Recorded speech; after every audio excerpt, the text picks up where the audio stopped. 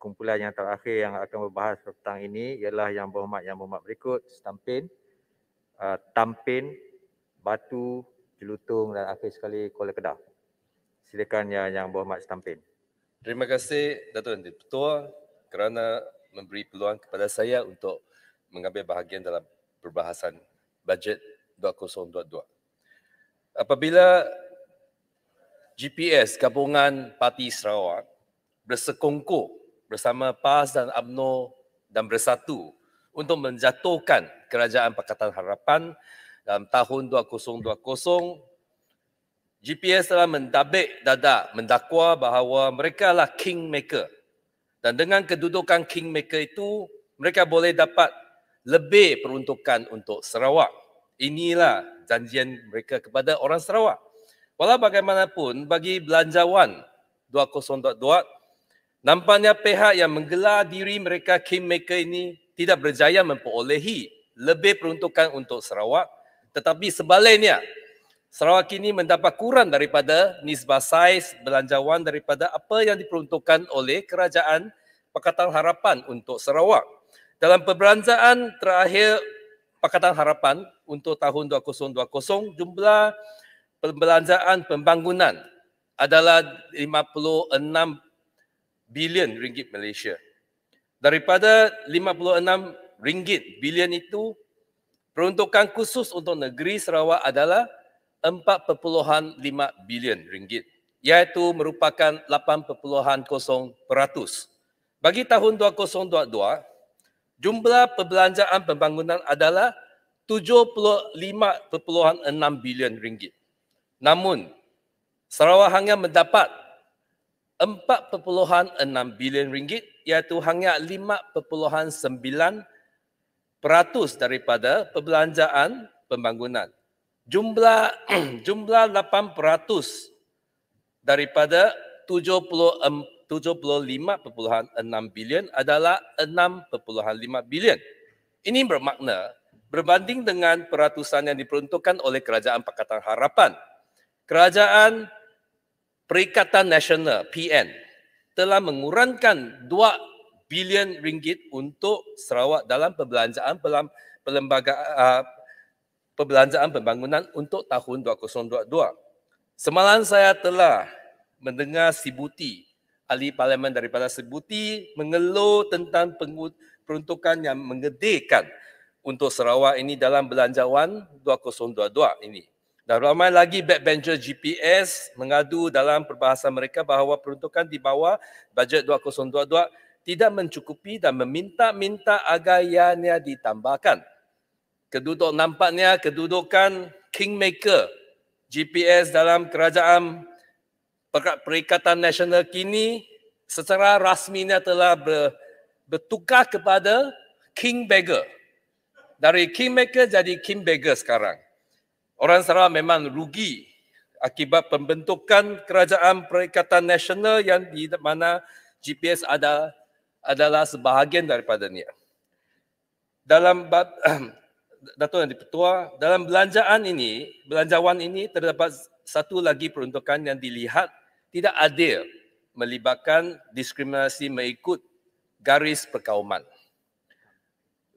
11.4 bilion ringgit telah diperuntukkan untuk agenda pemerkasaan Bumiputera. Sebaliknya hanya 200 juta diperuntukkan khusus untuk kaum Cina dan 145 juta untuk masyarakat India. Iaitu 97.06% untuk Bumiputera, 1.7% untuk Cina dan 1.24% untuk India. Ini memang tidak adil sama sekali. Saya tidak membantah kerajaan untuk membantu orang Melayu yang miskin.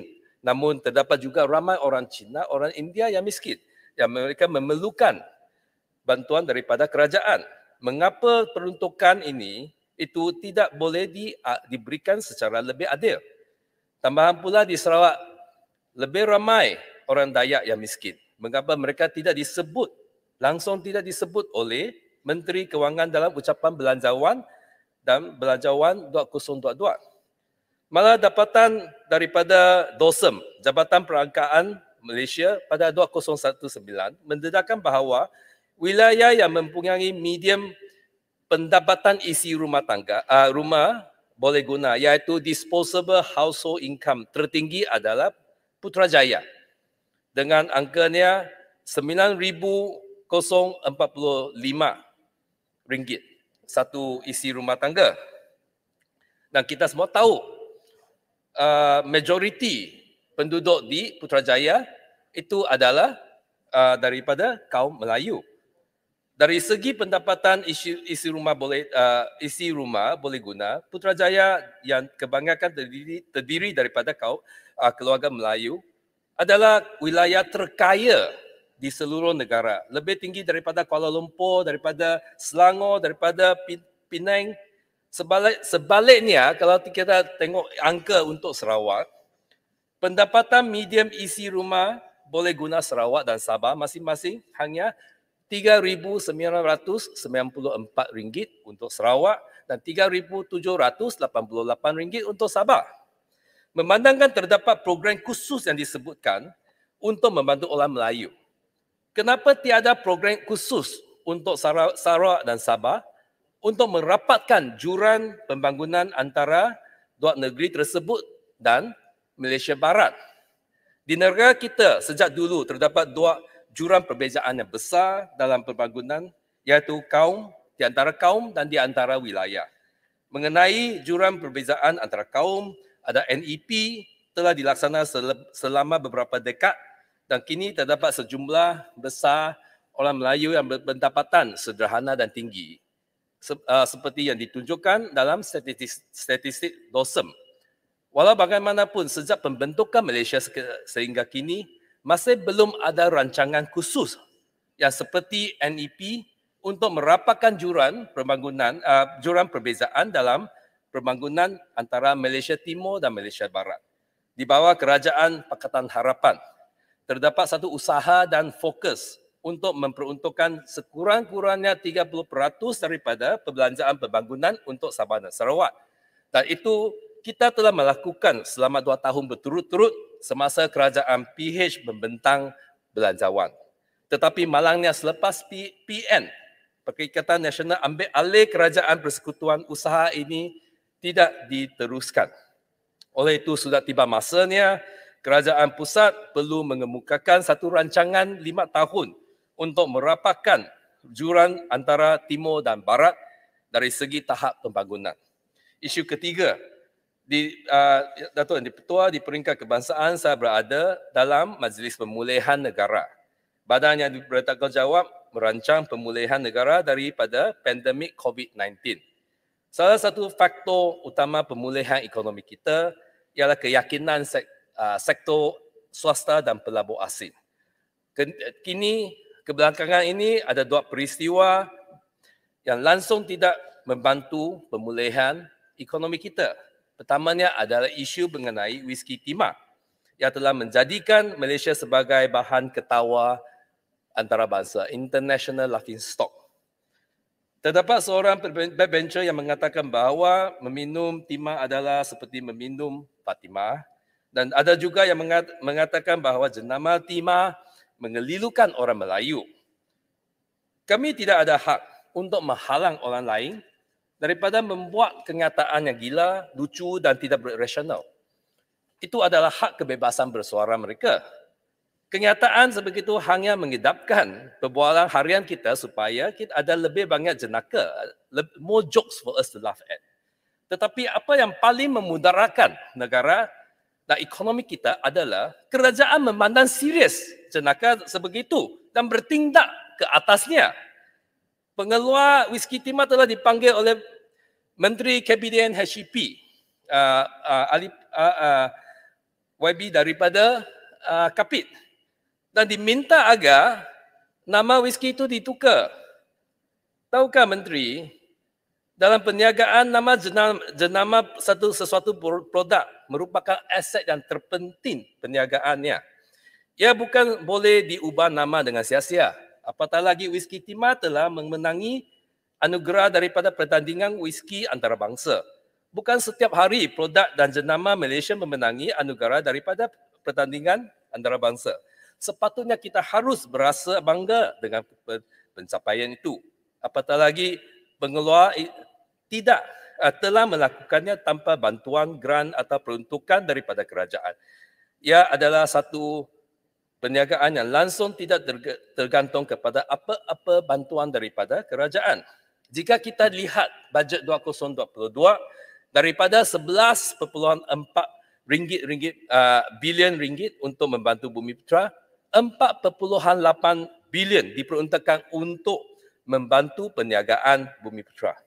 Bolehkah Menteri memberitahu kami, kita, berapa banyak perniagaan ini yang kerajaan telah mencurahkan berbilion-bilion setiap tahun untuk bantuan grant atau program bantuan telah berjaya memenangi anugerah antarabangsa. Di sini kita mempunyai satu perniagaan yang berjaya atas usaha dan wannya sendiri. Tetapi kerajaan akan memusnahkan perniagaan tersebut dengan meminta mereka menukar nama whisky mereka dan memulakan jenama baru. They have to start all over again. Saya berasa amat sedih atas tindakan kerajaan tersebut itu dan lebih sedih kerana menteri yang membuat permintaan sedemikian adalah seorang daripada Sarawak yang kononnya lebih rasional dan lebih open-minded. Nampaknya Menteri Kabinet HEP telah tunduk kepada rakan-rakan PAS beliau dalam kabinet. Inilah contoh GPS mengikuti fahaman PAS. Dari permukaannya, keputusan sedemikian mungkin dilihat hanya memberi kesan kepada sebuah syarikat, tetapi pada hakikatnya ia mencerminkan ketidakrasionalan kerajaan hari ini selagi terdapat sekumpulan fanatik yang mengadu tentang jenama sesuatu produk, tidak kira sama aduan itu berasas ataupun tak, ia terpaksa tukar nama. Dengan dasar seperti kerajaan seperti ini, siapa berani melabur untuk mempromosi buatan Malaysia, nama jenama Malaysia. Dan peristiwa kedua yang memberi kesan buruk kepada pemulihan ekonomi kita adalah penetapan 51% saham equity Bumiputera sebagai syarat pembaharuan lesen penghantaran, iaitu forwarding license oleh custom. Ini adalah daylight robbery. Orang bukan Bumiputera bekerja keras untuk membina sebuah syarikat. Selepas ia berjaya, kerajaan mengenakan syarat dan memaksa pemilik bukan Bumiputera untuk mengerahkan saham equity mereka dalam syarikat kepada Bumiputera. Dengan kerajaan dasar sebegitu, siapa lagi mau berlabur di negara kita? Ahli Parlimen Bintulu juga mengkritik polisi itu dalam perbahasannya. Walaupun begitu, hakikatnya GPS sendiri yang membentuk kerajaan ini. Dan ahli Parlimen Bintulu merupakan seorang ahli parlimen yang menyokong kerajaan PN ini. You are a culprit of this racially discriminatory policy. Dalam hal ini, bagi forwarding company, custom lah yang mengenakan syarat sedemikian. Pada mulanya, ia melibatkan 30% saham dan sekini mau 51 saham kawalan. Untuk peniaga lain, memang terdapat agensi kawal selia kerajaan. Adakah agensi-agensi akan bersaing untuk menunjuk kehebatan mereka untuk memperjuangkan agenda Bumiputera itu? Adakah ini polisi kerajaan PN?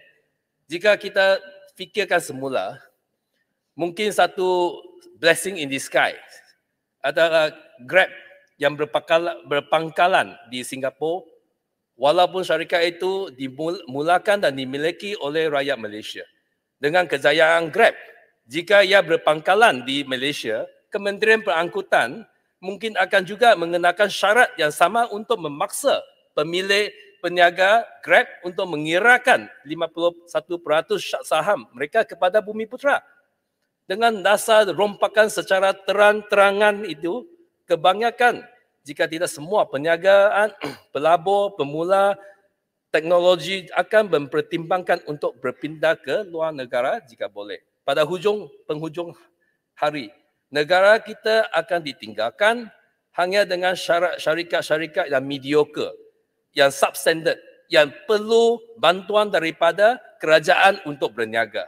Itulah sebabnya setiap tahun kerajaan perlu memperuntukkan berbilion-bilion untuk membantu perniagaan tertentu. Sedangkan perniagaan yang membuat keuntungan, mereka terpaksa berhijrah atau berpindah ke luar negara. Adakah itu kerajaan mahu untuk Malaysia? Dan berapa lama kerajaan boleh mengekalkan dasar sebegitu?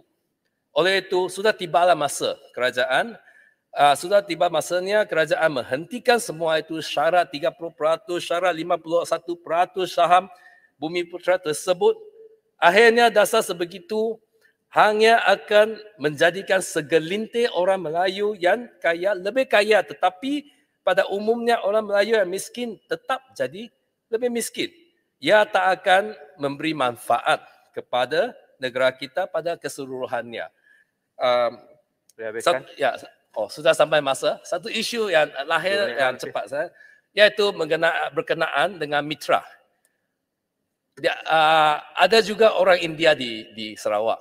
Tetapi setakat ini saya terima aduan daripada kaum India bahawa mitra tak pernah bagi apa-apa peruntukan atau bantuan kepada orang kaum India di Sarawak. Oleh itu saya minta kerajaan untuk melihat, mempertimbangkan aduan ini dan untuk membuat apa yang sepatutnya dibuat. Sekian, terima kasih. Terima kasih Yang Berhormat Stampin. Seterusnya Yang Berhormat Tampin. Silakan.